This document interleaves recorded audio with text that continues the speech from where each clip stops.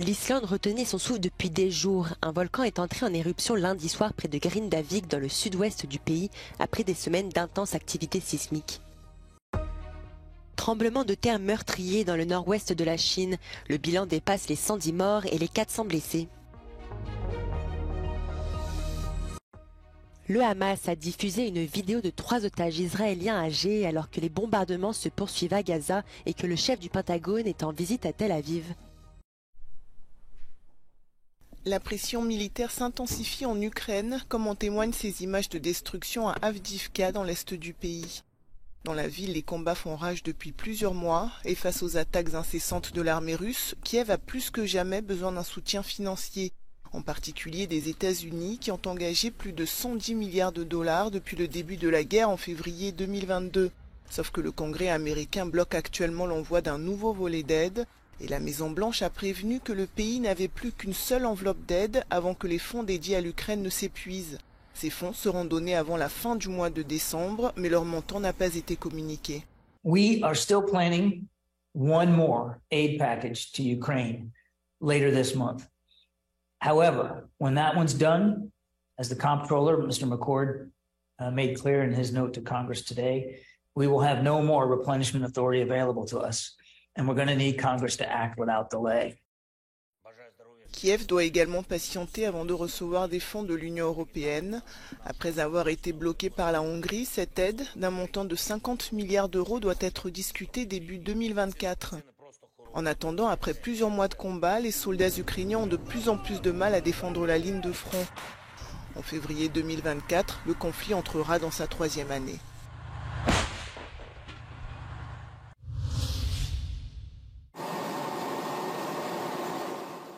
L'Islande retenait son souffle depuis des jours. Un volcan est entré en éruption lundi soir dans le sud-ouest du pays après des semaines d'intenses activités sismiques.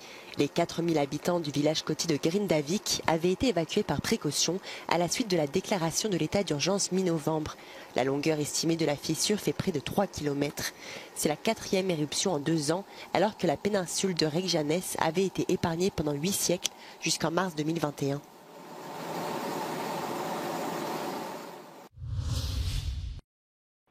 Dans une course contre la montre, des centaines de sauveteurs bravent le froid pour tenter d'extraire les survivants des décombres. Un tremblement de terre meurtrier a frappé le nord-ouest de la Chine dans la nuit de lundi à mardi.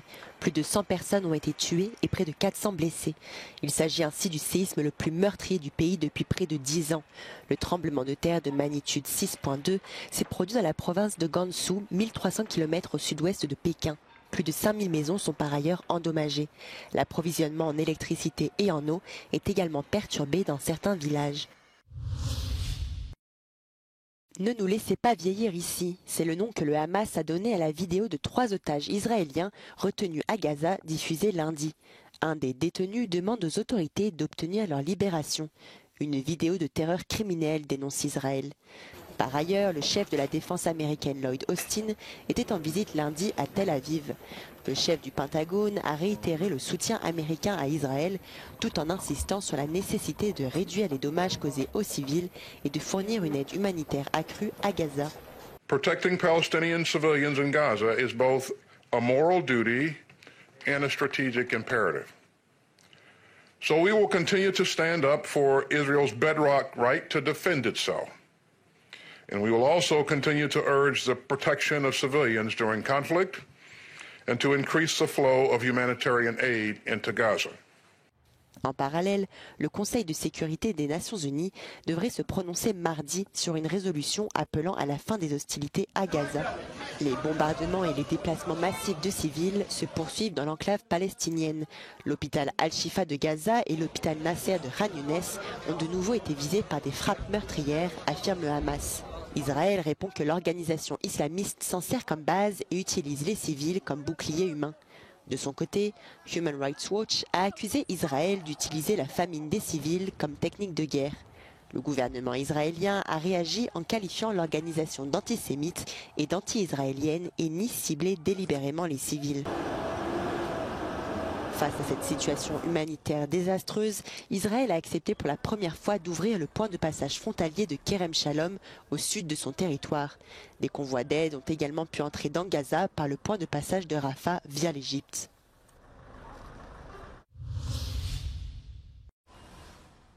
Le transport maritime risque des perturbations après les multiples attaques des houthis. Le géant britannique des hydrocarbures BP et le géant taïwanais du transport maritime Evergreen ont annoncé ce lundi suspendre tout transit en mer Rouge. Ces dernières semaines, les rebelles yéménites proches de l'Iran ont multiplié les attaques près du détroit stratégique de Bab al-Mandab qui sépare la péninsule arabique de l'Afrique et par lequel transite 40% du commerce international. Les houthis ont prévenu qu'ils viseraient des navires naviguant au large des côtes du Yémen ayant des liens avec Israël en riposte à la guerre entre Israël et le Hamas dans la bande de Gaza. Plusieurs missiles et drones ont été abattus par des navires de guerre qui patrouillent dans la zone. Une explosion s'est produite lundi sur cette route maritime au large des côtes du Yémen, selon des agences de sécurité maritime. La mer Rouge est une autoroute de la mer reliant la Méditerranée à l'océan Indien. Environ 20 000 navires transitent chaque année par le canal de Suez. Alors que l'Ukraine attend désespérément une aide financière, les attaques russes s'intensifient sur le territoire. Le parti progressiste serbe du président Aleksandar Vučić célèbre sa victoire aux élections parlementaires malgré les allégations de fraude de l'opposition. Le parti libéral pro-européen battu dénonce des intimidations contre les médias et les ONG.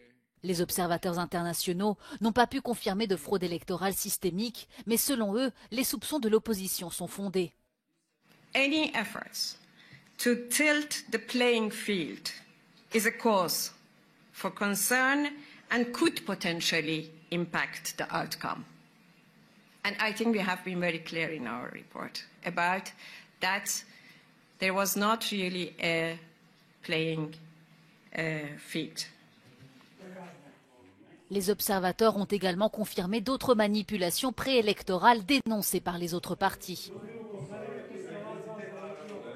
They say they have witnessed irregularities such as stuffing of ballot boxes, great crowds, group voting, and also problems with the secrecy of voting. What they also mention is the massive coming of people from outside of Belgrade to vote in Belgrade, people who are not from Belgrade or from Serbia as well. Le rapport final de l'OSCE sera publié dans 2 mois. Pourtant, selon les observateurs, ces fraudes présumées n'auraient aucune incidence sur ces élections. La majorité du pays a voté pour le parti au pouvoir. L'opposition affirme que sa défaite est due à l'omniprésence du président Aleksandar Vučić dans les médias serbes et aux intimidations contre les fonctionnaires.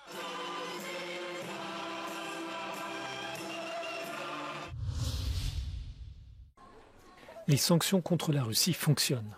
Le Trésor américain assure que les mesures prises par les alliés de l'Ukraine affaiblissent le rouble et que les Russes quittent leur pays.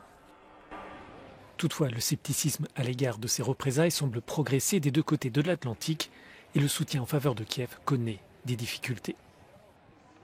Russia's economy is smaller. Russia has fewer people today, and their economy is less flexible. What Russia is today is a wartime economy. They're trying to produce as many weapons as possible, but they're no longer producing things that are going to strengthen their economy over time, and they're spending out the reserves that they've built over years to buy things like, to try and build tanks, but also to buy tankers, while our economies have, we have to admit, suffered because of Russia's war on Ukraine. Our economies have been far stronger than Russia's, and because of our alliance, we have the ability to invest in the future to make sure that our people have opportunities that, frankly, most Russians will never have because of Vladimir Putin's actions. L'une des difficultés pour l'Occident est d'assurer l'efficacité des sanctions. Les alliés de l'Ukraine cherchent donc les solutions pour lutter contre ces lacunes et le contournement des mesures de représailles. Circumvention is a challenge, and it's one of the ways we know that our sanctions are working is that the Kremlin has ordered their intelligence services to design ways to try and get around them. But what we've done, working very closely with the European Union, is design an avenue of going after that circumvention using our sanctions and export controls. But we've also went out on joint missions between the United States, the EU, and UK, and went to countries where we're seeing circumvention. We're making very clear to them they have a choice. They can either continue to do business with Russia, a small and getting smaller economy in the global sense, or they can do business with us. L'autre défi, plus politique, est la validation d'une aide financière à l'Ukraine. Lors du sommet européen de la semaine dernière, le Premier ministre hongrois a refusé d'approuver l'enveloppe proposée par l'Union. Aux États-Unis, ce soutien est actuellement dans les limbes du Congrès. Just like in our country, it takes time to work through these packages. The same is true in Europe. You have to have debates, but ultimately we are aligned from a values perspective, and we're committed to continue to support the European people as they help us defend Ukraine and provide Ukraine with the resources they need. And that's what I expect to happen. Si les alliés de Kiev sont en pleine négociation politique, la guerre se poursuit sur le terrain avec toujours plus de victimes et de destruction. Selon la Banque mondiale, l'Ukraine aura besoin de 400 milliards d'euros pour se reconstruire. Plusieurs milliers d'agriculteurs venus de toute l'Allemagne ont protesté lundi à bord de leurs véhicules dans la capitale allemande contre la fin des subventions au diesel agricole décidées par le gouvernement. Une hausse qui, selon eux, rendrait leur travail encore plus difficile alors que le coût de la vie ne cesse d'augmenter. Ja, das ist eine Katastrophe, weil bei den Betrieben, zum Beispiel bei Kleinbetrieben, gehen pro Betrieb ca. schon mal 5.000 € raus. Und 5.000 €, die sie mehr bezahlen müssen am Ende. Und das tut schon weh. Und gerade bei der jetzigen Ertragslage, die wir haben, plus diesen zusätzlich hohen Kosten, die wir die Kostensteigerung, die wir die letzten Jahre mitmachen mussten, ist das schon sehr katastrophal, ja. La décision de supprimer ces subventions est due au casse-tête auquel est confronté le gouvernement après une décision de justice en novembre dernier ayant annulé 60 milliards d'euros d'investissements d'avenir. Die Konsequenz ist nicht nur für uns, sondern für die kompletten Verbraucher, die Lebensmittel werden teurer. Les agriculteurs affirment que leurs véhicules fonctionnent uniquement au diesel et qu'ils ne sont pas encore en mesure de passer à l'électrique.